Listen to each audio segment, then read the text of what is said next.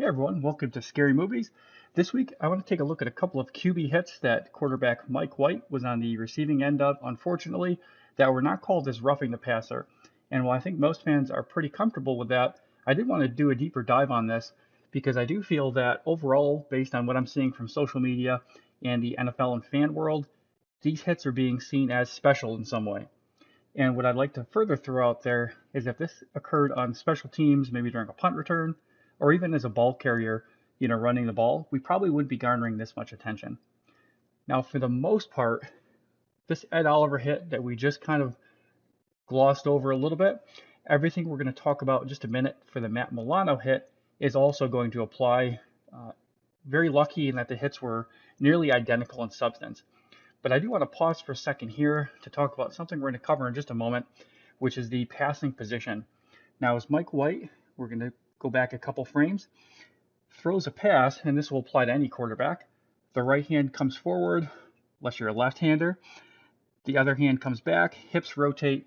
It does prevent you from being able to protect yourself or ward off a defender, and it does expose your ribs, as we saw, unfortunately, Mike White a couple of times had that occur to him. So that's why when we talk about the passing position and the word special, that's what we're looking at. And so again, take a close look at what Ed Oliver did, because in a moment we're going to talk about the Matt Milano hit, and we're going to cover a couple of rules before we get to that. This is probably where my viewer retention is going to take a nosedive, but that's okay. I think this is going to be important for those of you that stick around. So here we have Article 11, roughing the passer, and I used this word deliberately earlier. If it feels like this is getting special attention for this hit, or it's being treated in a special manner, that's because the NFL rulebook literally puts the word special into protecting the passer. And again, we do have this idea that the person is vulnerable to injury because of the passing position that they're in. We're not going to cover a ton of the rules. We're just going to cover the ones that are pertinent. But even so, this is why I'm often accused of being a ref apologist. We're only going to cover a fraction of the roughing the passer stuff. And you can see in a split second, referees, officials have to make judgment calls on what's a penalty, what's not a penalty, based off of these mountains of text. So for this particular clause, what I want to highlight here is that pass rushers are responsible for being aware of the position of the ball in passing situations. And that does mean at all times. We're going to have a slide in just a moment here that really shows exactly what I mean by that. But essentially, if you are a defender, you have to be perfectly aware of what's happening with the quarterback. I'm also going to highlight the two-step rule or second-step rule, however you want to phrase that. And essentially, once that ball is released, the quarterback is fully protected. You are allowed a little bit of physics to guide you. So within that first step, up until that second step hits the ground, you are allowed to make contact. But afterwards, you do need to be trying to pull up and not drive through the player. Now, next up, we do have a prohibition from intimidating acts such as stuffing a passer into the ground or unnecessarily wrestling or driving them down afterwards. And this applies even outside of the one or two step rule. So at all times, this does apply. What I do want to highlight for here is that instead of trying to drive the quarterback down, the code here is spelled out 100% here. Strive to fall to the side or brace fall with arms to avoid landing on the quarterback with all or most of their body weight. Next up, we do have what's often called helmet to helmet rule. I do want to be clear, the NFL does not have a strict helmet to helmet rule.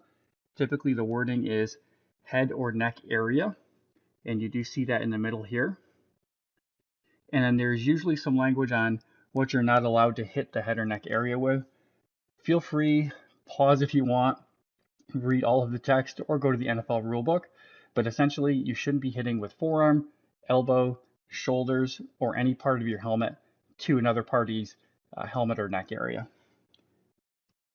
And on this slide, to really drive home why these are such special hits, special tackles that we saw yesterday, is what I have circled here. Strict liability, and then when in doubt, the referee should always call roughing the passer. So coming back to this idea of strict liability, one of the questions that often comes up with flags is, what else was the defender supposed to do? And the answer is, it doesn't matter. When you're talking about strict liability, whether it's the NFL rulebook, criminal law, or wherever you find this terminology, what it means is it does not matter any other conditions other than, did the thing happen? Yes or no? So the stuff we just covered, if it's seen, the defender is strictly liable for that, regardless of any other context. And here's where I really want to drive home why these particular two hits are so rare in today's NFL. With only one step between being fair or foul, it's hard to get perfect, and the referees are trained and told, always call if you're in doubt. So let's take a look at this Matt Milano one.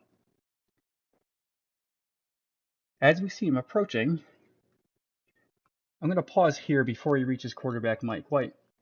At this point, Milano, or in our earlier clip, Ed Oliver, need to be aware of what's likely to occur, because if this ball is coming out now, he's going to be outside of that two-step rule, and he's definitely going to be drawing a flag. So do you speed up? Do you slow down? Do you maintain speed? Now, both parties today maintain speed. And so here is the frame I'm going to pause at. At this point, Mike White is now fully protected. The ball has been released. Milano's already made contact, and if you feel like rewinding, take a look at that Ed Oliver hit again, you'll see that it's a very similar position. So contact has already been initiated within the one-step rule. Now what we're worried about is head or neck area, both clean. I didn't cover it in the rules, but I think we're all aware that you shouldn't be hitting a quarterback in the knees. Milano and Oliver are clean for both of those. And here's what I really want to highlight. Milano is coming to the side, and he has his arm down. He's doing both things that the rulebook tells him he's supposed to do to avoid stuffing or punishing the passer, and he does completely avoid putting his weight on Mike White. And just because we have it, let's take a look at the other angle. Again, the ball is released. White is perfectly protected at this point, but contact has already been initiated. And here we have a better view. Milano has not even come close to dropping any weight on. He's actually using his leg, and as we saw in the other angle, his arm to avoid contact on Mike White. That's all we have for today. Feel free to hit like, subscribe, go to buffalorumblings.com for more footage, or whatever suits you.